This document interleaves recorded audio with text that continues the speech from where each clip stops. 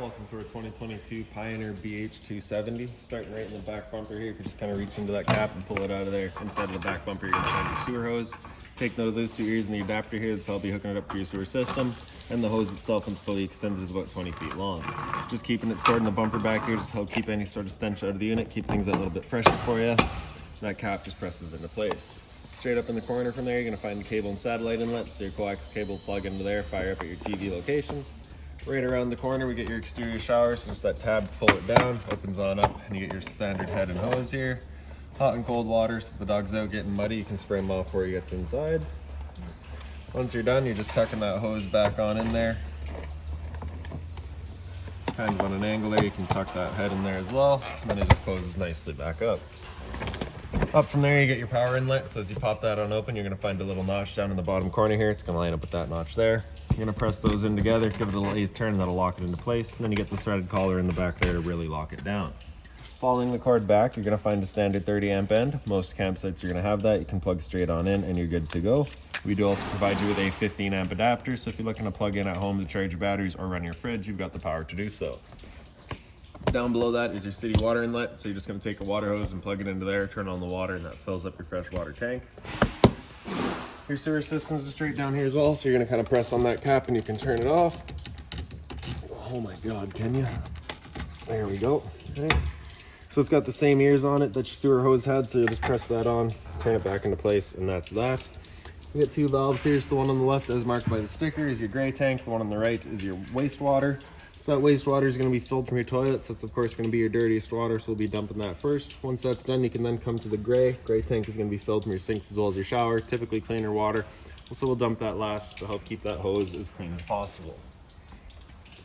And making our way towards the front, we're going to find your storage compartment up here.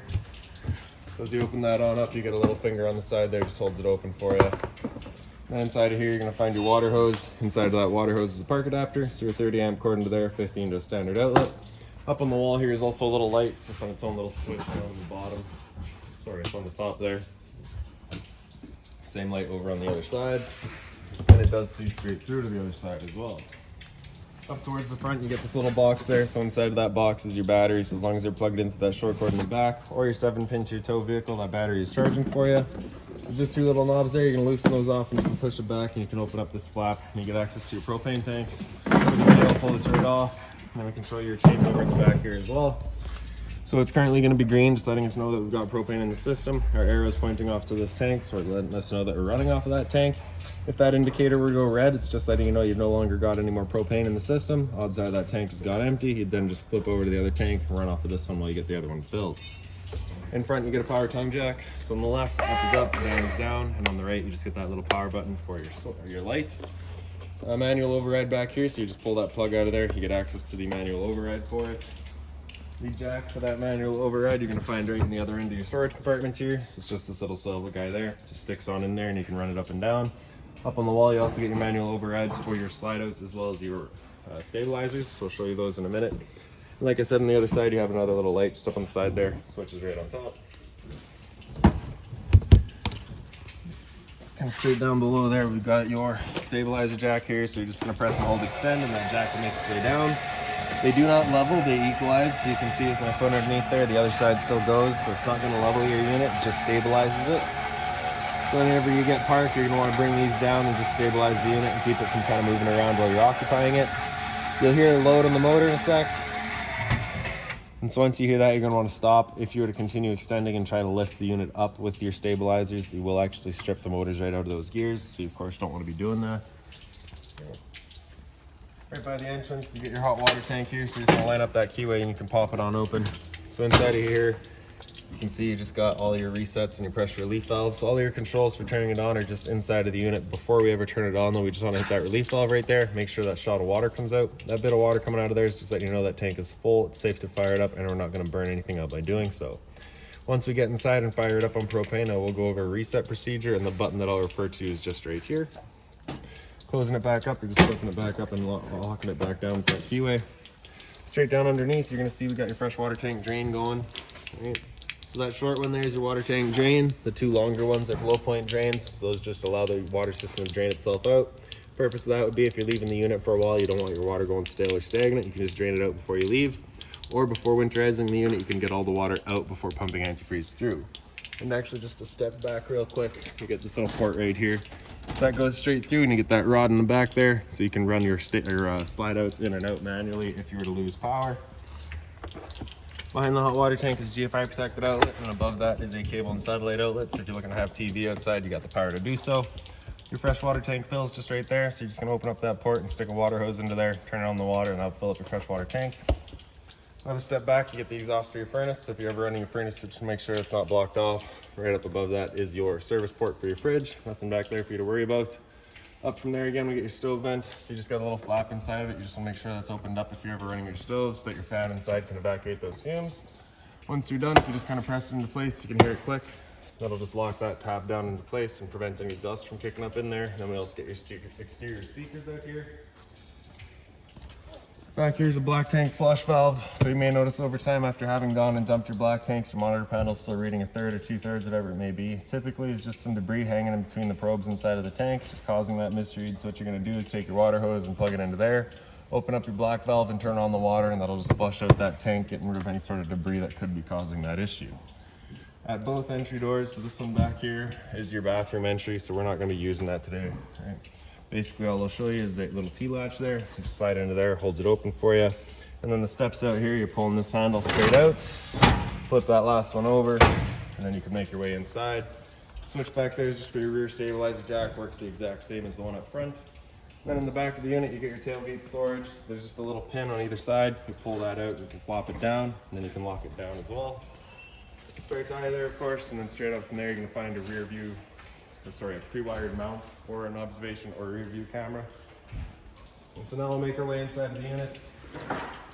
Here's this handle here is just up 90 degrees and it falls into place. Then you can open up the door. You get the same sort of T-latch out here to hold that door open for you. Then the blue handle in towards the middle, and then you can pull the steps out. The little tabs there, if you just push those in, that'll unlock the legs, and you can extend or retract the legs just based on your campsite needs. Then we'll make our way inside of the unit. And first things first, right on the left, you've got your fire extinguisher, so that's standard. Pull the pin, point, and shoot. Straight up from there, the switch on the right is your Wi-Fi, so as you turn that on, just turns on your router. And beside that, we get your monitor system. So on the top there, water pump, turn that switch on, turns on your water pump, drawing out of your fresh tank to pressurize your lines. In the middle here, as marked by that little label there, is the gas water heater. So turn that on, fires up your water heater with gas. When you turn that switch on, that little light will come on, letting you know the ignition sequence will start. Once that sequence is started, that light will go out. It'll try that 3 times. If after the 3rd try it hasn't fired up, that light's gonna come on and it's gonna stay on. At that point, you'll be going and using that reset button that we'd shown you. So stood right here, you can hear the click of the igniter and the whir of the flame. We know the tank is good. Electric water heater's down in the bottom there, so as you turn that on, just turns it on with electricity. Your monitor system's over on the side. So top left, you get batteries. So you can see that's currently 12.3. As it goes down, you go to 11.7, then 11.2. Fresh tanks beside that, so you can see as we're draining that out, you get a 1/3, and as it keeps going, it'll then go to empty. As you're filling it up, it'd go to, of course, 1/3, 2/3, and full. Same idea for your black and your gray. Up from there, we get your light switches. The one on the right does your interior lights. The one on the left does your awning light outside. Your awning itself is just on the switch on the far right. Press and hold extend, and the awning makes its way out.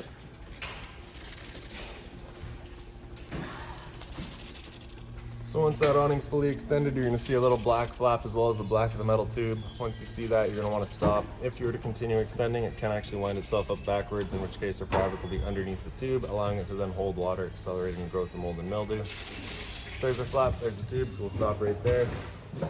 Now if it were to start raining, it's of course gonna hold some water anyways, so what you can do is grab either arm, front, or rear, and you're just gonna pull straight down on it. Then you can see that changes the pitch of the awning out at the head, allowing water to then run off. I feel like that angle better because it does give you more shade. You can do the same thing with the arm in front. Before you bring it back in though, you just want to make sure these guys are back out straight and fully extended, just so we're not running the risk of bending it. And then we'll press and hold the tracks. That awning will make its way back in.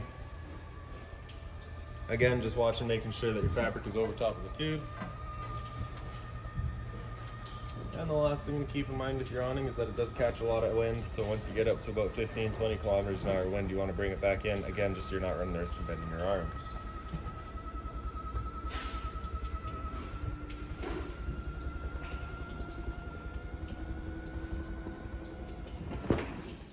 slide out switch is in the middle there, so it works just like your awning switch. You're gonna press and hold out and the slide will make its way out. Once that slide's fully extended, we're gonna hear some clicks from the motors letting us know they've reached their stall.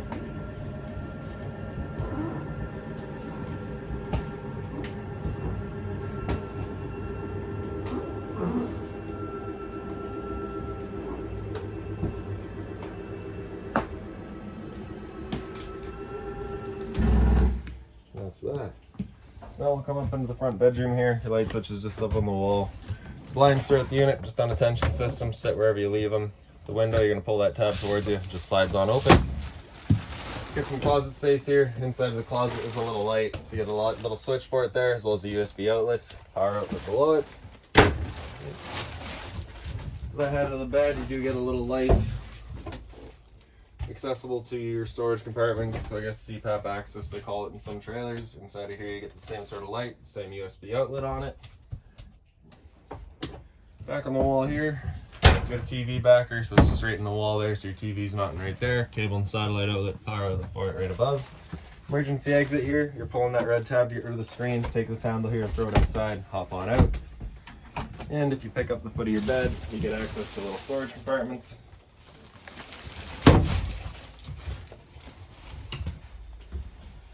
So kind of, I guess, an open closet space there, storage, whatever.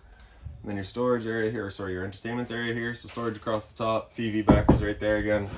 Antenna outlet right here. Turning that antenna on, you just hit that button there, you get that green light letting you know your antenna's turned on. HDMI cable is hooked into the stereo, so you can get your surround sound through it as well. This here is just the antenna for that stereo, so you just kind of want to make sure that's peeking out. A little bit of storage down below. Stereo itself is pretty straightforward. You get your power button on the left there. Mode to cycle through all your modes. When you're in FM, you can hit band and cycle through all your bands. Display will just change what it's showing. You get your alarm to set all that. Sleep is just kind of your automatic power off timer. Speaker set A is your inside set, and speaker set B is your outside set. If you press the knob, you can get through all your settings. The knob itself is also, of course, your volume selection. Press the power button there, turns it off. In the side, you get a little light here, just on its own center switch, USB outlet in the middle. For the couch, that centerpiece folds down, gives you cup holders. Or if you pick up the base, those fold down into a little bed.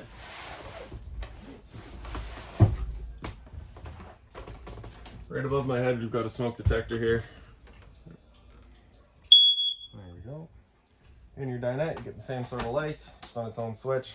You can take the dinette table here and just kind of wiggle it up. You can get it out of the legs. The legs will do the same thing out of their bases. You lay the table legs down then. And then you have a little ledge on either side there. Your dinette will sit down onto that. Take the back cushions, fill in the dinette, and create a bed. Then in the kitchen here, get your storage up top. So that power outlet there is just for the microwave, of course. That binder there has all of your manuals in it, any keys, anything like that for the unit, you'll find right in there. Above the sink, you get a little light, hot and cold water, of course, dual basin sink, and the mobile head as well. Your drawer space on the side, and a little bit of storage down in here as well. If you're looking to winterize the unit yourself, once it comes time, there's just a screw on either side of that panel there. You can get that out of the way and you can reach into the back to get to your hot water tank to turn those valves off, and then you also get access to your water pump back there. There is a winterization kit installed already as well. Microwave up top here, pretty standard, just like home. Down below that we get your range vents. So you get a fan on the left, that's that fan that you want turned on with that flap outside opened up. You also get a light here. The bifold cover just flips on back. You're gonna press the knob in over the light, hit it with the sparker, and she fires right up. I will just mention that the first time you go to use your propane system, especially if you've been away from the unit for a while, it can take a minute just to fire everything up because it'll have to clear the air of the propane lines. It's perfectly normal.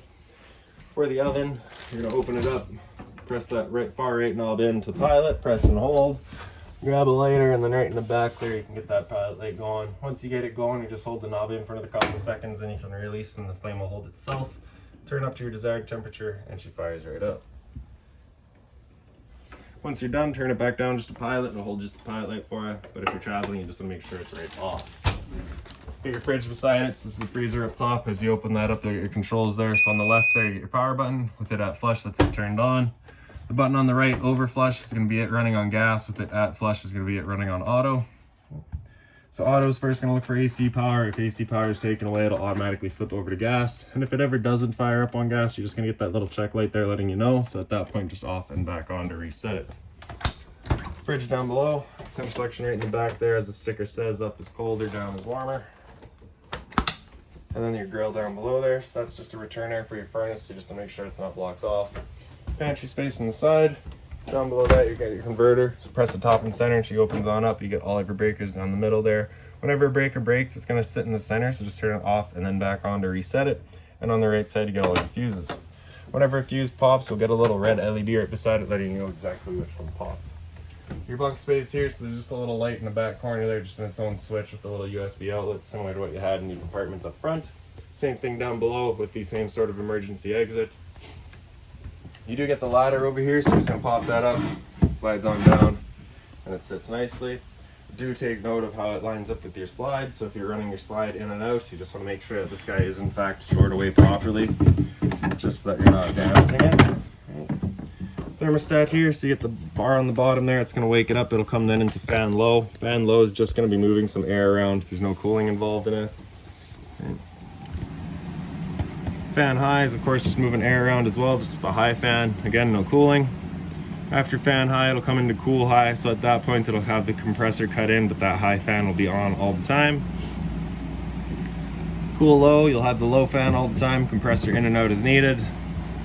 Cool low auto is where it becomes on-demand system, where both the compressor and the fan will cut in and out as needed.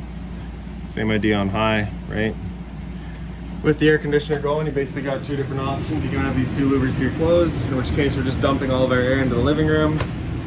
Or when you have them opened up, it just dumps, sorry, I got that backwards. If you have them closed off, it'll use all of your ducting. If you have them opened up, it just dumps all of its air into the living room. So when you first get out to your campsite, you want them open. Once you have this area cooled off, then you can close them off and start moving the air throughout. After cool high, or sorry, just real quick, just your arrows, select your temperature there, right? After cool high auto, you hit that bar again, it comes down into heat, it'll turn off the air conditioner and turn on the furnace. And the furnace will be moving its air through the floor registers, and I believe this unit also has portals as well. After heat, if you hit that bar again, it just comes down into off and just cycles back around. Just real quickly, the first couple of times you run that furnace, you may get a bit of a smell throughout the unit. That's just the new furnace smell and it will go away. Straight down from there, you got an LP detector, propane steadier than air, it sits on the floor. That guy detects it and starts going off just like a smoke detector would. And lastly, we'll head into the bathroom here. Your light switch is just up on the wall. The one on the right does your fan, the one on the left does your light. So that fan's just right in the roof vent here, so you just turn on that knob to open it up, and there you have it. And then you just get your medicine cabinet up top there. Other side of the sink, you get your GFI protected outlets. Test on the left, reset in the middle. So if you ever have outlets that don't work, it's the first thing you should check. Hot and cold water at the sink. A little bit of storage down below. Just be mindful of our drains and water lines. Toilet just flips on up. You get your flusher on the right side here. And then into your shower, you get the standard head and hose, hot and cold water, of course, and also just a little tub down there for you as well. So that's about it for this unit. If you've got any other questions on it, please feel free to give us a call, 204-237-7272.